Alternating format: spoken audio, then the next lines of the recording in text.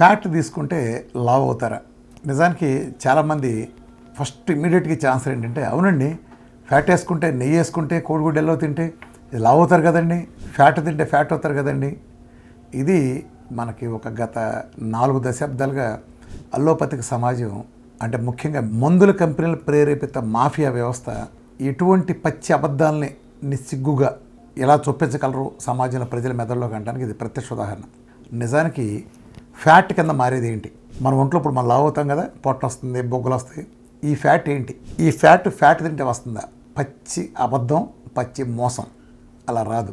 నిజానికి మీరు ఎంత నెయ్యి తిన్నా, ఎంత వేసుకున్నా అది ట్రైగ్లిజరైడ్స్ అనే ఫ్యాట్ కింద మారదు. మారేది ఏంటి అంటే, గ్లూకోజు మీ సెల్ పరిధికి దాటి కనుక ఎక్కువ ఉంటే, సెల్ కెపాసిటీకి మించి ఉంటే, అది పక్కన ఇన్సులిన్ అనే హార్మోన్ ఉంటుంది కాబట్టి దాన్ని ఫ్యాట్ కింద మారుస్తుంది. ఎందుకనంటే ఇన్సులిన్ అనేది మదర్ ఆఫ్ ఫ్యాట్ కాబట్టి.